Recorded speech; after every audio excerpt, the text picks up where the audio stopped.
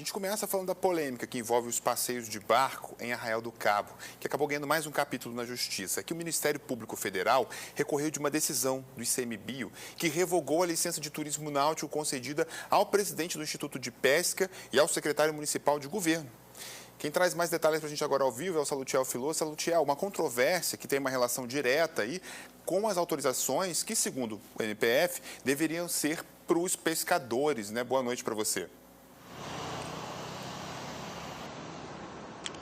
Exatamente isso, Vinícius. Boa noite para você, boa noite a todos. No entendimento do Ministério Público Federal, a exploração do turismo náutico, ou seja, os tão conhecidos passeios de barco de Arraial, deveriam ser feitos por pescadores, pela comunidade local e não por grandes embarcações pertencentes a agências de turismo, como tem ocorrido. E dentro deste entendimento ocorre o seguinte: em meio à enorme quantidade de licenças para atuação de embarcações turísticas já existentes na Reserva Extrativista Marinha de Arraial do Cabo, foram concedidas autorizações, segundo o MPF, beneficiando políticos e ocupantes de cargos públicos. São eles Rodrigo de Jesus Félix, que é presidente do Instituto de Pesca de Arraial do Cabo, e Tiago Félix dos Santos, irmão do prefeito e atual secretário municipal de governo. Figuras que, segundo o MPF, nada tem a ver com os legítimos beneficiários da reserva, que são os pescadores tradicionais, que dependem diretamente do mar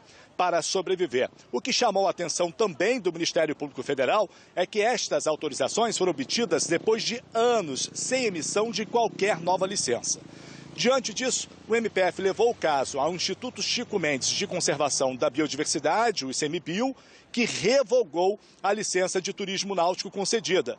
Mas a defesa dos dois recorreu na Justiça e conseguiu que essa licença fosse mantida, devolvida aos dois. Agora o Ministério Público Federal tenta, no Tribunal Regional Federal da 2ª Região, chamado TRF2, derrubar essa decisão judicial e manter a revogação da licença.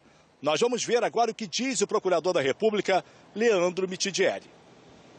Pescadores artesanais antigos de Arraial do Cabo tinham ficado de fora até hoje, né, esses anos todos, e não tinham obtido licença, enquanto a gente verifica aquele processo de enormes embarcações exploradas por agências atuando ali naquela unidade de conservação, que é uma unidade de conservação voltada para pescadores artesanais. Então o Ministério Público Federal agora luta para fazer o judiciário compreender a finalidade de uma unidade de conservação, que não é a finalidade de um turismo náutico para grandes agências de turismo, né? Uma unidade de conservação voltada para aquela comunidade tradicional.